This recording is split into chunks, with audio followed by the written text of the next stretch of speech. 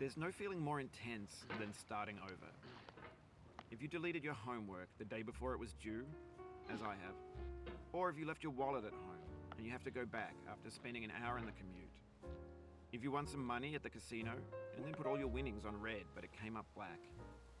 If you got your best shirt dry cleaned before a wedding and then immediately dropped food on it. If you won an argument with a friend and then later discovered that they just returned to their original view. Starting over is harder than starting up. If you're not ready for that, like if you've already had a bad day, then what you're about to go through might be too much. Feel free to go away and come back. I'll be here. Alright, thanks for coming with me on this trip. I'll understand if you have to take a break at any point. Just find a safe place to stop and quit the game. Don't worry, I'll save your progress, always, even your mistakes. This game is a homage to a free game that came out in 2002, titled Sexy Hiking. The author of that game was Jazuo, a mysterious Czech designer who was known at the time as the father of B games. And B games are rough assemblages of found objects. Designers slap them together very quickly and freely, and they're often too rough and unfriendly to gain much of a following. They're built more for the joy of building them than as polished products. In a certain way, Sexy Hiking is the perfect embodiment of a B game. It's built almost entirely out of found and recycled parts, and it's one of the most unusual and unfriendly games of its time. In it, your task is simply to drag yourself up a mountain with a hammer. And that act of climbing, in the digital world or in real life, has certain essential properties that give the game its flavor. No amount of forward progress is guaranteed. Some cliffs are too sheer or too slippery, and the player is constantly, unremittingly in danger of falling and losing everything. Anyway, when you start Sexy Hiking, you're standing next to this dead tree that blocks the way to the entire rest of the game. It might take you an hour to get over that tree, and a lot of people never got past it. You prod and you poke at it, exploring the limits of your reach and your strength, trying to find a way up and over. And there's a sense of truth in that lack of compromise. Most obstacles in video game worlds are fake. You can be completely confident in your ability to get through them once you have the correct method or the correct equipment or just by spending enough time. In that sense, every pixelated obstacle in Sexy Hiking is real. The obstacles in Sexy Hiking are unyielding, and that makes the game uniquely frustrating. But I'm not sure Jazuo intended to make a frustrating game. The frustration is just essential to the act of climbing, and it's authentic to the process of building a game about climbing. A funny thing happened to me as I was building this mountain. I'd have an idea for a new obstacle, and I'd build it, test it, and it would usually turn out to be unreasonably hard.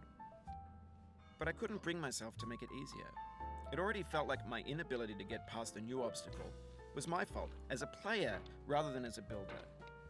Imaginary mountains build themselves from our efforts to climb them, and it's our repeated attempts to reach the summit that turns those mountains into something real. When you're building a video game world, you're building with ideas, and that can be like working with quickset cement.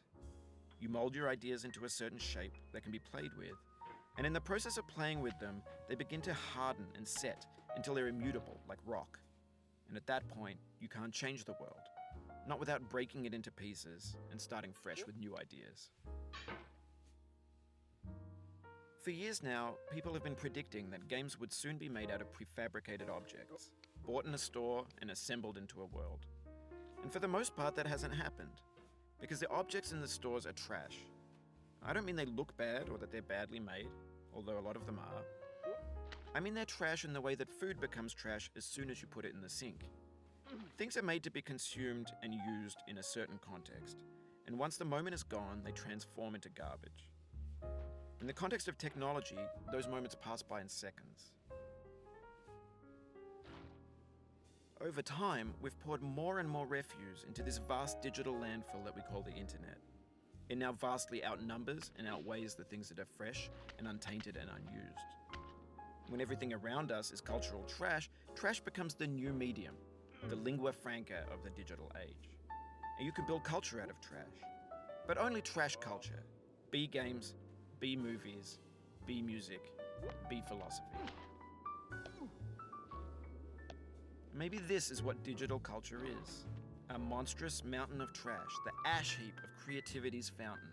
A landfill with everything we ever thought of in it. Grand, infinite, and unsorted.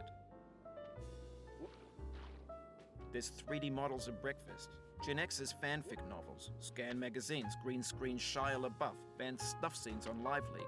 Facebook's got lifelike bots with unbranded adverts and candid shots of Kanye and Taylor Swift mashups, car crash epic failed GIFs, Russian dashcam vids, discussions of McRibs, discarded, forgotten, unrecycled, muddled, rotten, untitled.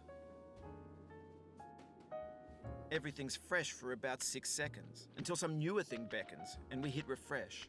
And there's years of persevering, disappearing into the pile, out of style, out of sight. In this context, it's tempting to make friendly content that's gentle, that lets you churn through it but not earn it. Why make something demanding if it just gets piled up in the landfill, filed in with the bland things?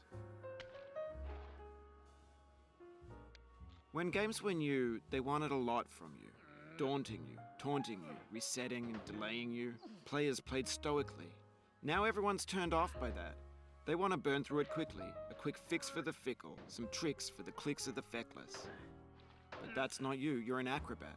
You could swallow a baseball bat. Now I know, most likely you're watching this on YouTube or Twitch, while some dude with 10 million views does it for you, like a baby bird being fed chewed up food. That's culture too. But on the off chance that you're playing this, what I'm saying is, trash is disposable, but maybe it doesn't have to be approachable. What's the feeling like? Are you stressed? I guess you don't hate it if you got this far, feeling frustrated. It's underrated.